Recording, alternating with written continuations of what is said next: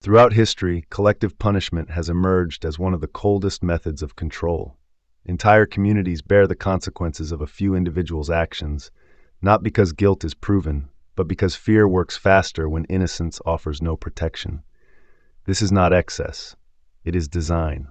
In the wake of rebellion, rulers have often turned to this brutal tactic, enforcing order by punishing the innocent. The logic is simple. When fear permeates society, compliance becomes a means of survival. The concept of collective punishment is not merely a tool of excess, it is a calculated design. By targeting the many for the actions of the few, authority seeks to instill a pervasive sense of dread. As communities face the threat of reprisals, the innocent find themselves ensnared in a web of fear.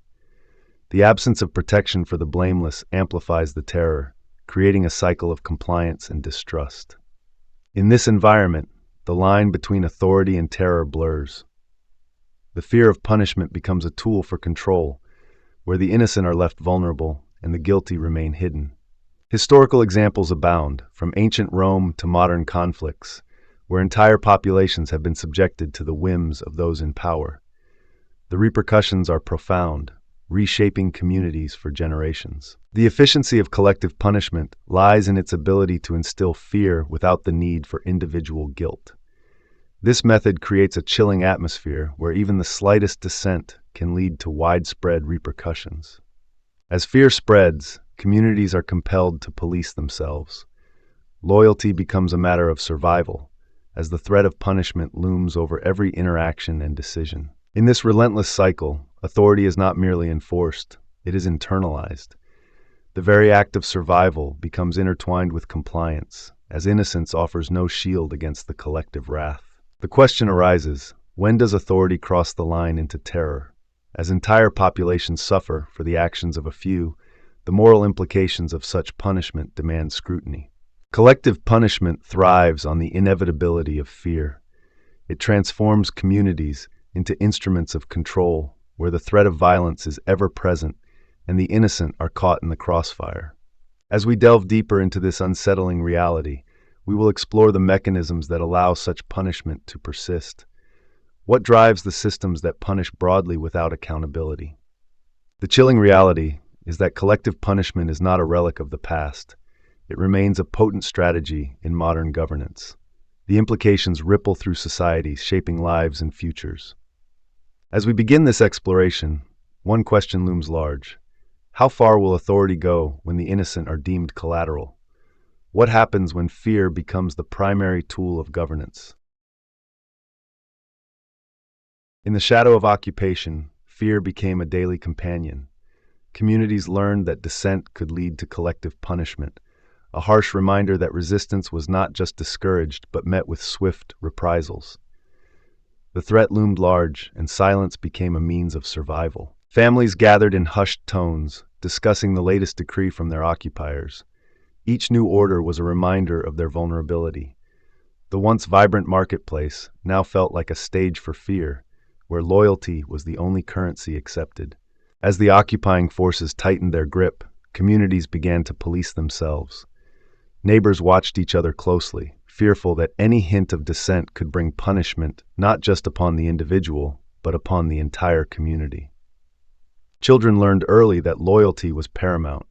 In schools, lessons shifted from history to survival tactics, emphasizing obedience over inquiry. The classroom became a place of indoctrination, where questioning authority was a dangerous game. The fear of punishment extended beyond violence. A shopkeeper closed early, not because customers were gone, but because being seen open was dangerous. A teacher shortened lessons, avoiding questions that could be reported. Daily life shrank around the threat. As time passed, the lines between compliance and collaboration blurred. Some individuals, driven by desperation, began to inform on their neighbors, believing it would shield their own families from the wrath of the occupiers. The occupiers, aware of the growing tension, intensified their measures.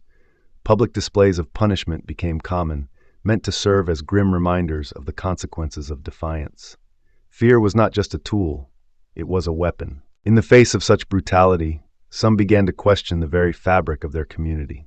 Trust eroded, and whispers of rebellion flickered like a candle in the dark. but the fear of retaliation kept most voices silent. The occupiers' strategy was clear. By punishing many for the actions of a few, they sought to instill a sense of hopelessness. The message was simple. Resistance would only lead to more suffering for everyone. As fear permeated daily life, the concept of community began to fracture.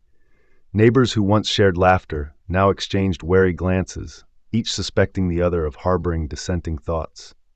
The occupiers exploited this division, knowing that a fractured community would be less likely to resist. By fostering distrust, they effectively dismantled the very bonds that held the society together.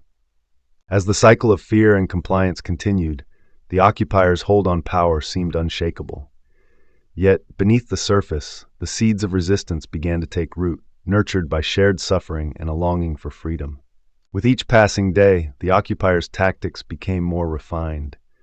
They learned to manipulate the fear they instilled, using it to maintain control while simultaneously sowing discord among the populace. In this world where fear dictated actions, the question remained, how long could a community endure such oppression?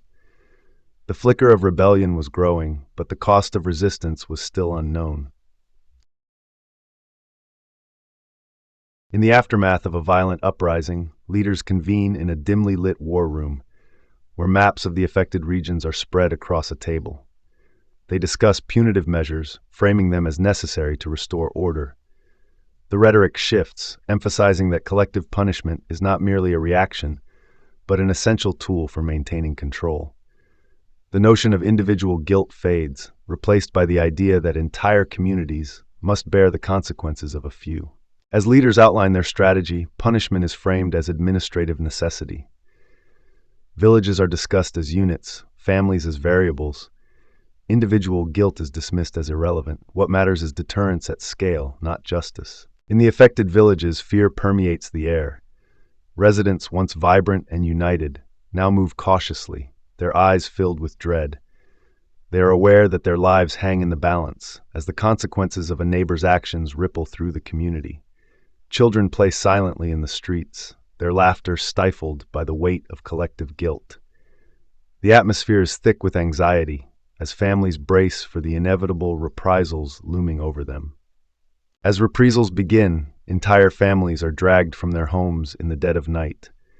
Soldiers, faces obscured by masks, enforce the orders handed down from above. The cries of the innocent echo through the darkened streets, but the leaders remain resolute. They believe their actions are justified, viewing the suffering inflicted as a necessary sacrifice for the greater good.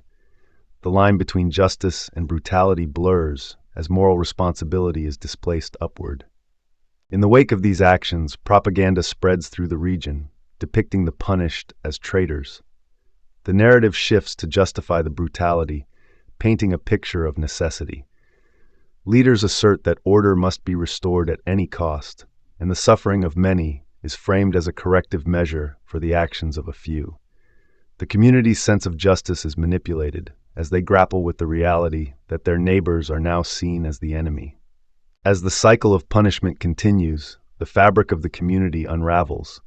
Neighbors become wary of one another, suspicion replacing trust. Families begin to distance themselves from those accused of dissent, fearing that association could lead to their own punishment. This environment of fear fosters a culture where silence is survival, and the moral compass of the community shifts further from compassion to self-preservation. In the heart of the village, a once bustling marketplace now lies quiet, with stalls abandoned and goods left to spoil. The absence of trade reflects a deeper crisis. The community is fractured, paralyzed by fear of collective punishment. The leader's rhetoric has seeped into everyday life, transforming the marketplace into a space of mistrust. The vibrant exchange of ideas and goods has been replaced by a chilling silence, echoing the leaders' left justifications for their actions. As the leaders reinforce their grip on power, they begin to implement a system of surveillance, justifying it as a means to prevent further uprisings. Neighbors are encouraged to report suspicious behavior, transforming the community into a network of informants. The atmosphere thickens with paranoia as individuals weigh the risks of speaking out against the regime. Collective punishment becomes a tool not only of control, but of self-monitoring, where fear breeds compliance. In the aftermath of each reprisal, the leaders emphasize the importance of unity against perceived threats. They claim that the sacrifices made are for the survival of the community, framing the punishment as a necessary evil. Families are told that their suffering is a small price to pay for the greater good, a narrative that seeks to erase individual grievances in favor of a collective identity forged in fear. As the leaders continue to enforce their policies, they create a false sense of security among the population. They assure the villagers that the harsh measures will lead to peace, but the reality is a deeper entrenchment of fear. The community is left to grapple with the consequences of their leaders' decisions as the distinction between the guilty and the innocent becomes increasingly blurred. The cycle of punishment tightens its grip. As the months drag on, the psychological toll of collective punishment becomes evident. Families bear the scars of loss, while the leaders remain detached from the suffering they have caused. The rhetoric of necessity continues, but the reality is one of despair. The community's resilience is tested, and the leaders' claims of correction ring hollow against the backdrop of ongoing trauma and fear. In the shadows of this turmoil, whispers of resistance begin to emerge. Some villagers, emboldened by their shared suffering, start to question the narrative imposed upon them. They gather in secret, sharing stories of loss and injustice, seeking to reclaim their collective voice. The leaders' grip, once thought unbreakable, begins to show signs of cracks as the community grapples with the reality of their situation. As the leaders become aware of the growing dissent, they intensify their efforts to quell any signs of rebellion. New measures are introduced, aimed at tightening control and reinforcing the narrative of collective guilt. The community is left to navigate an increasingly oppressive environment, where the cost of resistance is steep and the fear of punishment looms larger than ever. The cycle of reprisal continues, with no end in sight. As the act draws to a close, the villagers find themselves at a crossroads. The weight of collective guilt hangs heavy, yet the flickers of resistance illuminate the darkness. The leaders' attempts to maintain control through fear are met with growing resolve among the oppressed. The question remains, will the cycle of punishment continue, or will the community find a way to reclaim their agency and challenge the narrative imposed upon them? In the shadow of conflict, civilians find themselves ensnared in a web of control. Their homes, once sanctuaries, are now scrutinized for signs of dissent. The very walls that protect them become barriers to freedom as authority tightens its grip. Food, once a source of sustenance, is now a tool of compliance. Rationing becomes a method of surveillance, with every meal monitored. Families gather around sparse tables, their faces etched with worry as they share what little they have. Movement is restricted as checkpoints emerge to regulate daily life. Civilians navigate a labyrinth of barriers, their paths dictated by unseen forces. Each step outside their door carries the weight of potential punishment. As fear permeates the air, the line between participant and bystander blurs. Neighbors become informants, and trust erodes under the pressure of survival. The community is transformed into a living mechanism of deterrence. Children, once carefree, now internalize the weight of their environment. Playgrounds become silent, and laughter is replaced by whispers of caution. Innocence is overshadowed by the omnipresent threat of reprisal. Community gatherings, once vibrant, are now fraught with anxiety. Conversations are laced with suspicion as families weigh the cost of speaking out. Loyalty to one another is overshadowed by the instinct for self-preservation. With each passing day, the environment becomes a prison. Streets once bustling with life are now patrolled by armed guards. The presence of authority is felt in every corner, suffocating the spirit of resistance. The concept of safety shifts as civilians become complicit in their own oppression. They learn to navigate the new normal, adapting their behaviors to avoid attracting attention. Survival becomes a daily negotiation. As the regime tightens its control, the community's identity is reshaped.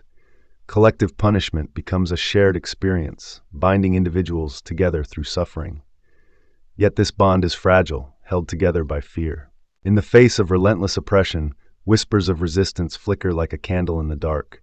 Some begin to question the status quo, seeking ways to reclaim their agency. Hope, though dim, persists.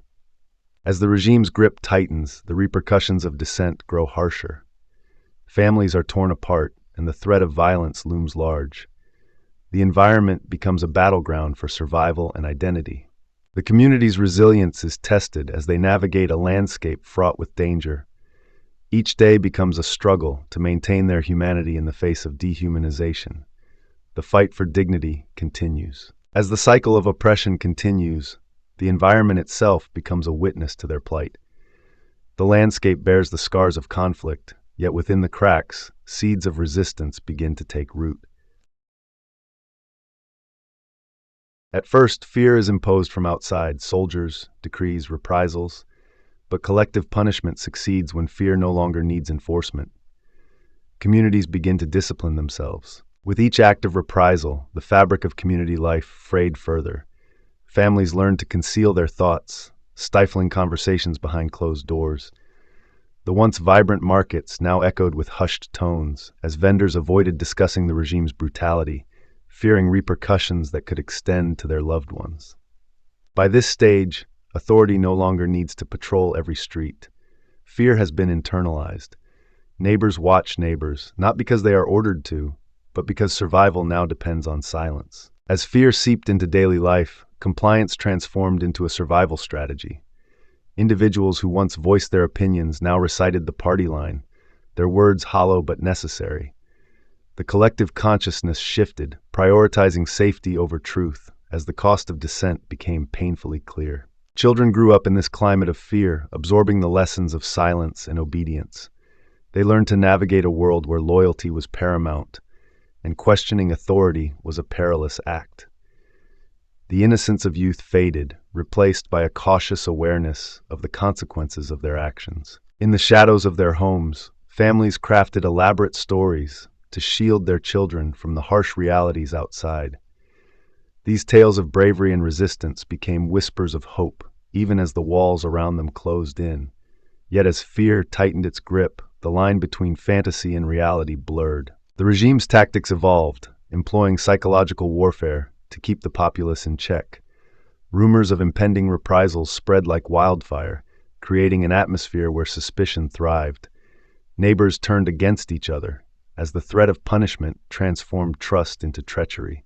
As the months passed, the once vibrant community became a shadow of its former self. Public spaces once filled with laughter now stood empty, the silence a testament to the pervasive fear that had taken root. The absence of dissent was not a sign of contentment, but rather a chilling compliance. The regime's grip tightened further, implementing new measures that stifled any flicker of rebellion. Curfews were enforced with brutal efficiency, and gatherings became rare. The community's spirit, once resilient, now felt the weight of despair, as hope dwindled under the relentless pressure of compliance. As individuals succumbed to the weight of fear, the very act of living became an exercise in caution. Conversations were reduced to mundane exchanges, stripped of any political undertones. The vibrancy of life faded, replaced by a monotonous rhythm dictated by the regime's whims. In this environment, the notion of resistance became increasingly abstract.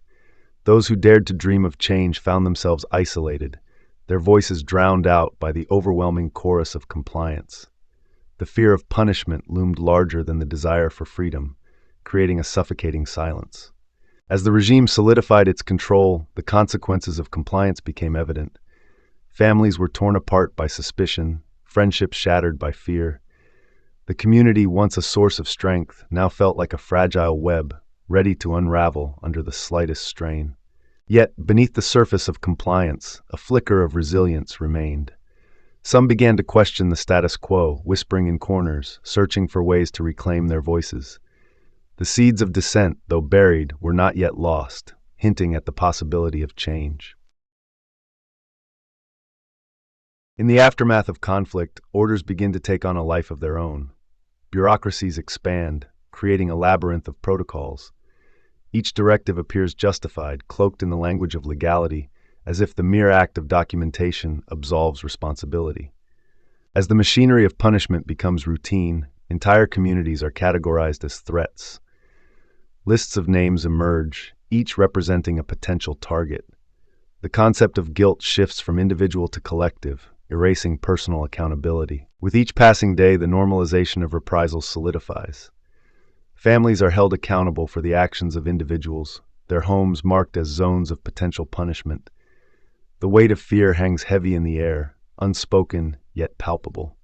As the system evolves, the lines between orders and morality blur.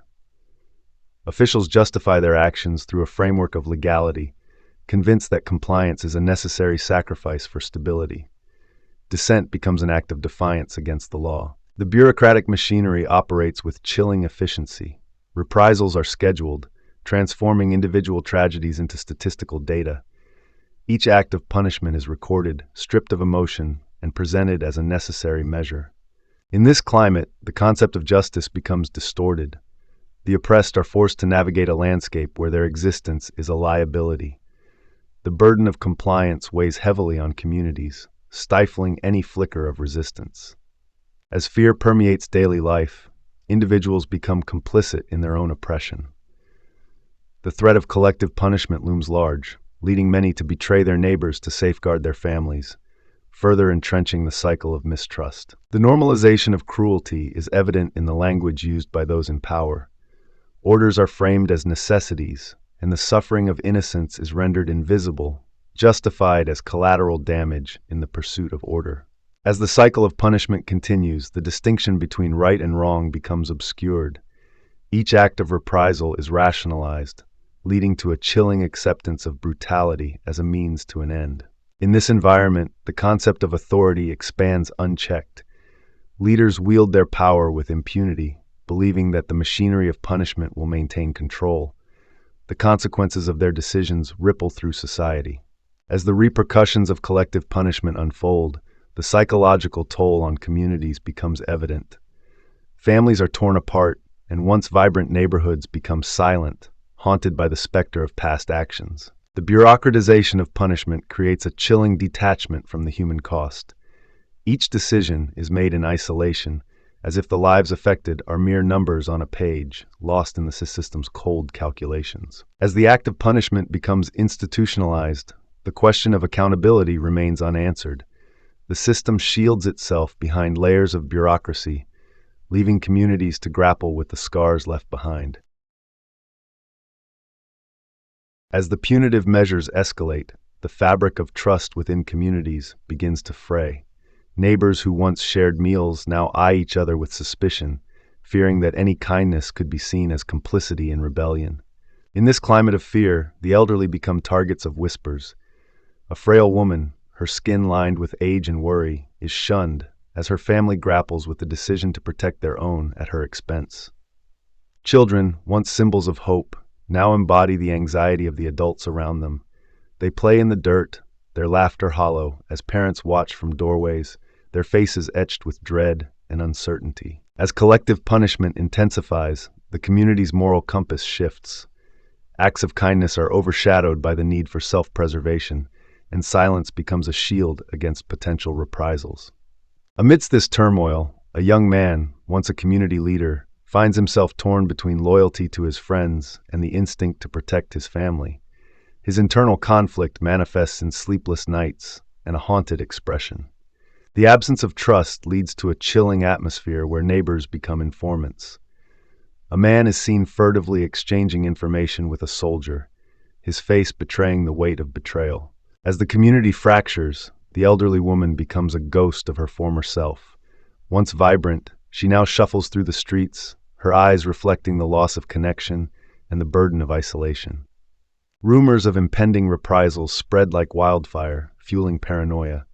Families barricade their doors, and the once familiar sounds of laughter are replaced by the eerie silence of fear. In this environment, survival begins to replace solidarity. People do not stop caring overnight. They stop because caring becomes dangerous. This is the final victory of collective punishment. As days turn into weeks, the community's spirit weakens.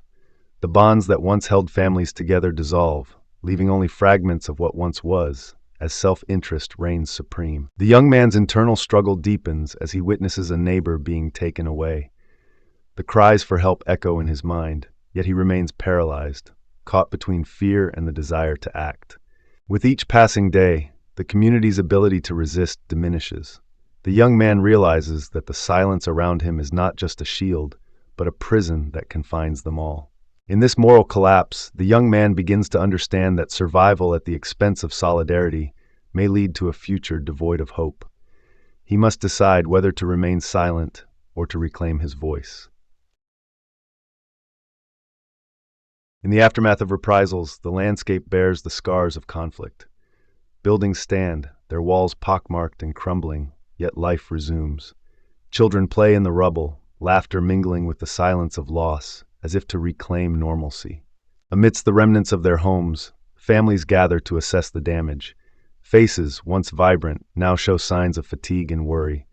The community's spirit is tested, yet they forge ahead, driven by necessity rather than hope. Local leaders convene to discuss rebuilding efforts, their voices echoing in the hollowed-out square. Promises of restoration are made, but the weight of unacknowledged trauma hangs heavily in the air, unspoken yet palpable. The administrative machinery of recovery churns on, but accountability remains elusive. Reports are filed, statistics compiled, and the language of bureaucracy masks the human cost, reducing suffering to mere numbers on a page. As the days turn into weeks, the community grapples with the invisible scars left by collective punishment. Conversations become hushed, trust erodes, and the once vibrant marketplace feels subdued, shadows lingering where laughter used to thrive. Children, once carefree, now carry the weight of their surroundings. They play games that mimic the conflict, reenacting scenes of fear and survival, their innocence twisted by the realities they have witnessed. The psychological toll of the reprisals manifests in subtle ways. A mother, her eyes heavy with sleepless nights, watches her children closely, her mind racing with fears of what might return, her heart aching with unvoiced worries. As the community attempts to rebuild, outside observers arrive, eager to document the recovery. Their cameras capture the facade of normalcy, but the deeper wounds remain hidden, overlooked in the pursuit of a narrative. The government, eager to project stability, emphasizes progress in public statements. Yet, beneath the surface, resentment simmers. The collective memory of punishment lingers, shaping interactions and breeding distrust among neighbors. In the shadows of recovery, individuals begin to share their stories. A young woman, her face marked by a small scar on her cheek, recounts her experiences to a friend, seeking solace in shared pain. The cycle of collective punishment continues to echo through generations. Children hear whispered tales of the past, shaping their understanding of loyalty and fear as the community struggles to redefine itself amidst the ruins. The landscape, though scarred, begins to show signs of life. Small gardens are planted, and laughter occasionally breaks the silence. Yet the underlying tension remains, a reminder of the fragility of peace. As the community navigates its new reality, the question of accountability lingers. Will the past be acknowledged, or will it remain buried beneath the rubble of reconstruction, waiting for a reckoning? The echoes of collective punishment resonate through history, from the ancient empires to modern states. In each case, the rationale remains disturbingly similar: control through fear. This legacy persists, shaping the policies of nations even today. In the 20th century, the world witnessed the rise of totalitarian regimes. They employed collective punishment as a means to suppress dissent. The scars of these actions are etched in the memories of those who survived, shaping their identities. As political landscapes shifted, collective punishment adapted. During the Cold War, nations used sanctions and blockades to punish entire populations, justifying their actions as necessary for national security. The innocent bore the brunt of these decisions. In contemporary conflicts, collective punishment adapts to new language and tools. Regions are restricted, populations sealed off, entire communities penalized under the banner of security. The mechanism remains the same, even as the vocabulary changes. The psychological impact of collective punishment lingers long after the physical damage fades. Survivors carry the weight of trauma, their lives forever altered by the decisions made far above their heads in the name of order. In the aftermath of such reprisals, communities struggle to rebuild. Trust is shattered, and the bonds that once held them together are frayed. The scars of punishment become a part of their collective identity. Governments often ignore the long-term consequences of their actions, focusing instead on immediate stability. The narratives surrounding collective punishment are sanitized, leaving the true costs unspoken and unaddressed. The cycle of collective punishment continues to this day, as states justify their actions under the guise of security and order. The innocent remain vulnerable, caught in a web of fear and retribution. As history unfolds, the lessons of collective punishment remain unlearned. Each generation grapples with the consequences of fear-based governance, often repeating the mistakes of their predecessors without reflection. The legacy of collective punishment is not just a historical footnote, it is a living reality. The mechanisms of control are refined, making them more insidious and harder to challenge, perpetuating cycles of violence. Activists and human rights advocates continue to fight against collective punishment, raising awareness of its impacts. Their voices echo the cries of those who suffered, demanding accountability and change. As societies evolve, the challenge remains: how to break free from the cycle of collective punishment. The path to healing requires acknowledging the past and fostering understanding among communities. When punishment no longer requires responsibility, power becomes unchecked. The legacy of collective punishment serves as a stark reminder that true justice must prioritize individual accountability, lest history repeat itself.